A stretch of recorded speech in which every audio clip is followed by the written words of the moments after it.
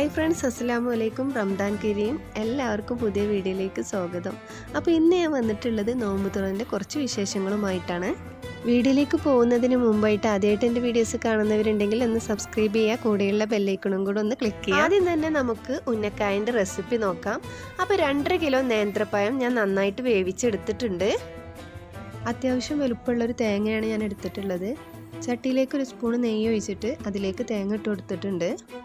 ആവശ്യത്തിനനുസരിച്ച് ഏലക്കാപ്പൊടി ചേർത്ത് കൊടുത്തിട്ട് നന്നായിട്ട് തന്നെ വറുത്തെടുക്കാം.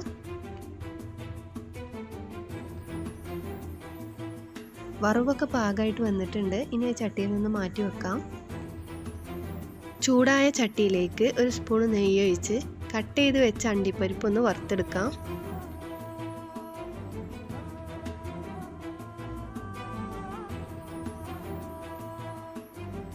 വറവൊക്കെ പാകമായിട്ട് വന്നിട്ടുണ്ട്. നേരത്തെ മാറ്റി വെച്ച തേങ്ങ ചേർത്തിട്ട് നന്നായിട്ടൊന്ന് മിക്സ് ചെയ്തെടുക്കാം. നമ്മൾ വറുക്കുന്ന സമയത്ത് തന്നെയാണ് പഞ്ചസാര ചേർത്ത് കൊടുക്കാറുള്ളത്. പക്ഷെ ഞാനത് മറന്നിട്ടുണ്ട്. അപ്പോൾ ഞാനത് കഴിഞ്ഞതിന് ശേഷമാണ് ചേർത്ത് കൊടുത്തിട്ടുള്ളത്. പുഴുങ്ങി വെച്ച പഴം ചൂടാറിയിട്ടുണ്ട്. അപ്പോൾ ഇനി നന്നായിട്ട് അതൊന്ന് ഉടച്ചെടുക്കാം. അപ്പോൾ ഉടക്കാൻ വേണ്ടിയിട്ട് ഞാൻ ഗ്ലാസ്സാണ് എടുത്തിട്ടുള്ളത്. മിക്സിയിലിട്ട് കഴിഞ്ഞാൽ അതൊരു പേസ്റ്റ് രൂപത്തിലായാൽ നമുക്ക് റോളാക്കാൻ ഭയങ്കര ബുദ്ധിമുട്ടായിരിക്കും.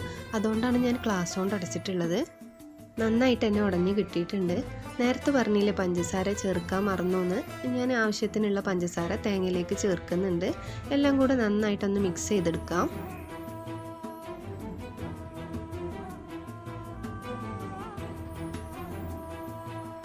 നമുക്ക് എത്ര വലുപ്പമുള്ള ഉന്നക്കായാണോ വേണ്ടത് അതിനനുസരിച്ച് മാവ് എടുത്തിട്ട് ഒന്ന് റോളാക്കി എടുക്കാം. റോളാക്കുന്ന സമയത്ത് കുറച്ച് വെളിച്ചെണ്ണ കയ്യിലാക്കണം, എന്നാലേ അത് നന്നായിട്ട് തന്നെ നമുക്ക് കിട്ടുള്ളൂ. അപ്പോൾ ഏകദേശം ഉന്നക്കായൻ്റെ ഷേപ്പിൽ തന്നെ കിട്ടിയിട്ടുണ്ട്. ഇനി എല്ലാതും അതേപോലെ തന്നെ ചെയ്തെടുക്കാം. 2.5 കിലോ നേന്ത്രപ്പഴം കൊണ്ട് ഒരു 50ഓളം ഉന്നക്കായ ഉണ്ടാക്കിയിട്ടുണ്ട് കേട്ടോ. അപ്പോൾ നിങ്ങൾ എത്രയാണോ നേന്ത്രപ്പഴം എടുക്കുന്നത് അതിനനുസരിച്ച് തേങ്ങൻ്റെ അളവ് കൂട്ടിയും കുറച്ചൊക്കെ നിൽക്കാം. ചൂടായ എണ്ണയിലേക്ക് ഓരോന്നായിട്ട് ഇട്ട് കൊടുക്കാം. ഉന്നക്കായ റെഡി ആയിട്ട് വന്നിട്ടുണ്ട്. ഇനി എണ്ണയിൽ നിന്ന് മാറ്റാം. അപ്പോൾ ഇതുപോലെ ട്രൈ ചെയ്യാത്തവരുണ്ടെങ്കിൽ ഒന്ന് ട്രൈ ചെയ്ത് നോക്കുകൊണ്ടു. ഇത് നല്ലൊരു ടേസ്റ്റ് തന്നെയാണ് ഇങ്ങനെ ചെയ്താൽ. അടുത്ത പലഹാരം ഉണ്ടാക്കുന്നത് സമൂസയാണ്. അപ്പോൾ ഓല വാങ്ങിക്കൊണ്ട് നിൽക്കുകയാണ് കേട്ടോ. നമ്മൾ പരത്തുണ്ടാക്കുമ്പോൾ നമുക്ക് കുറേ ബുദ്ധിമുട്ടല്ലേ. ആപ്പാൻ്റെ വീട്ടിൽ വെച്ചിട്ടാണ് കേട്ടോ നോമ്പ് തുറ. അപ്പോൾ 2ാം നോമ്പിനായിരുന്നു. അന്ന് വല്യമ്മാൻ്റെ ആണ്ടും കൂടെയാണ്. അങ്ങനെ കുറേ ആളുകളൊന്നും കൂടുന്നില്ല. ഞങ്ങൾ അടുത്ത് തന്നെ റിലേറ്റീവ്സ് ഒരു 4 വീടുണ്ട്. അപ്പോൾ ഞങ്ങളെല്ലാവരും കൂട്ടിയാൽ തന്നെ 19 ആൾക്കാരുണ്ട്. പിന്നെ അമ്മായികൾ, മൂത്താപ്പ, അങ്ങനെ ഒരു 30 ആളുകളൊക്കെ ഉണ്ട് കേട്ടോ ഞങ്ങളെല്ലാവരും കൂടെ ഉണ്ടായിരുന്നു. ചിക്കനൊക്കെ നന്നായിട്ട് വേവിച്ചെടുത്തിട്ടുണ്ട്. അപ്പോൾ ആ സമയം കൊണ്ട് തന്നെ ഒരടുപ്പിൽ ഞങ്ങൾ ഉള്ളിയും വഴറ്റിക്കൊണ്ട് നിൽക്കുന്നുണ്ട്. പലഹാരങ്ങളൊക്കെ രാവിലെ തന്നെ ഉണ്ടാക്കി വെക്കുകയാണ്. കാരണം വൈകുന്നേരം എല്ലാം കൂടെ ഒരു തിരക്കാവെന്ന് വിചാരിച്ചിട്ടായിരുന്നു. പിന്നെ ബിരിയാണി, അതായത് ആട് ബിരിയാണിയും ചിക്കൻ പൊരിച്ചതൊക്കെ ഓർഡർ കൊടുത്തിട്ടുണ്ട്. ആപ്പാൻ്റെ സ്നേഹിതന് നന്നായിട്ട് ബിരിയാണിയൊക്കെ വെക്കും കേട്ടോ. അപ്പോൾ പിന്നെ നമ്മൾ റിസ്ക് എടുക്കണ്ടല്ലോ എന്ന് വിചാരിച്ചിട്ട് ഓർഡർ എടുത്തിക്കാണ്. സമൂസൻ്റെ ഓല മടക്കാൻ അറിയാത്തവർ ഞാൻ ചെയ്യണത് കണ്ടിട്ടൊന്ന് ചെയ്ത് നോക്കൂ. നമുക്ക് ഓലൊക്കെ ഉണ്ടായാലേ നമുക്ക് പെട്ടെന്ന് തന്നെ ചെയ്തെടുക്കാം അല്ലേ. എൻ്റെ മോനക്കൊക്കെ ഭയങ്കര ഇഷ്ടമാണ് കേട്ടോ സമൂസ. പിന്നെ പരത്തിണ്ടാക്കണമൊക്കെ ആലോചിക്കുമ്പോൾ ഭയങ്കര ബുദ്ധിമുട്ടാണ്. ഇപ്പോൾ ഓലൊക്കെ ഉണ്ടാകുമ്പോൾ നമുക്ക് പെട്ടെന്ന് തന്നെ അത് ചെയ്തെടുക്കാമല്ലോ. പരത്തിണ്ടാക്കുമ്പോൾ പിന്നെ എത്ര ആയാലും ഒരു സമൂസൻ്റെ ഒറിജിനൽ ആകൃതിന് കിട്ടൂല. ഈ ഓലയിലാവുമ്പോൾ നല്ല റെഡിക്ക് നമുക്ക് കിട്ടുകയും ചെയ്യും.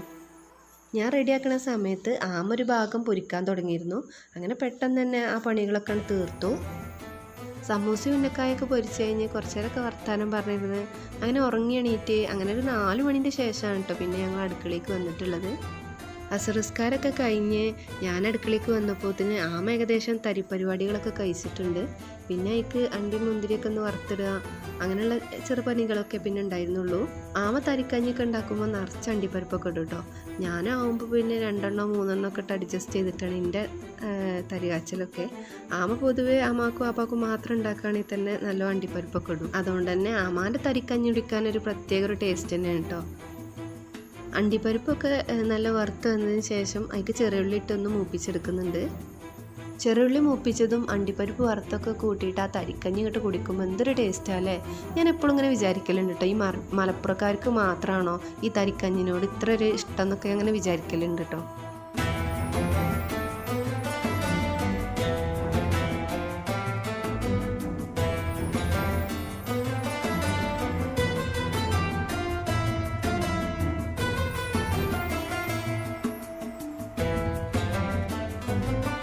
ഇപ്പോൾ ഒരു ഏകദേശം ബാങ്ക് കൊടുക്കാനൊക്കെ ആയിട്ടുണ്ട്. അപ്പോൾ നമ്മൾ ഫ്രൂട്ട്സൊക്കെ അരിഞ്ഞൊന്ന് സെറ്റാക്കി വെക്കട്ടെ.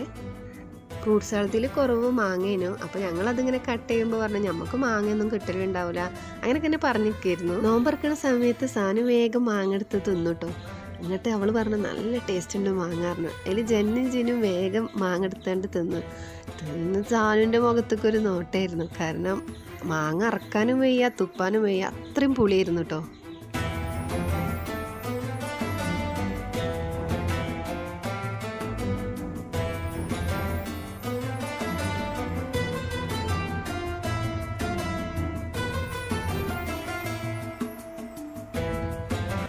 ജ്യൂസും തരിയും ഫ്രൂട്ട്സ് പലഹാരങ്ങൾ അങ്ങനെയൊക്കെ കഴിച്ച് നിസ്കരിച്ചിട്ടാണ് കേട്ടോ പിന്നെ ബിരിയാണിയൊക്കെ കഴിക്കണത്.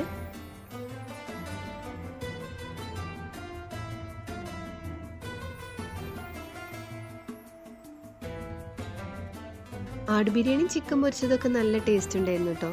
പിന്നെ നമ്മൾ ഫ്രൂട്ട്സും ഇതൊക്കെ കഴിച്ചതുകൊണ്ട് അങ്ങനെ കൂടുതലൊന്നും കഴിക്കാൻ പറ്റിയിട്ടില്ല. രണ്ടാം നോമ്പിൻ്റെ നോമ്പ് തുറൻ്റെ വിശേഷങ്ങളാണ് കേട്ടോ ഇതൊക്കെ.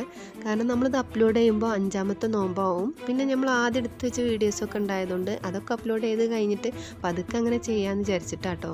അപ്പോൾ ഇതൊക്കെയാണ് നോമ്പ് തുറൻ്റെ വിശേഷങ്ങളൊക്കെ. അപ്പോൾ നിങ്ങൾക്ക് ഇഷ്ടപ്പെട്ടാൽ ലൈക്ക് ചെയ്യാനും ഷെയർ ചെയ്യാനും കമൻറ്റ് ചെയ്യാനൊന്നും മറക്കരുത്. ആദ്യമായിട്ട് വീഡിയോസ് കാണുന്നവരുണ്ടെങ്കിൽ ഒന്ന് സബ്സ്ക്രൈബ് ചെയ്യുക, കൂടെയുള്ള ബെല്ലൈക്കണും കൂടെ ഒന്ന് ക്ലിക്ക് ചെയ്യുക.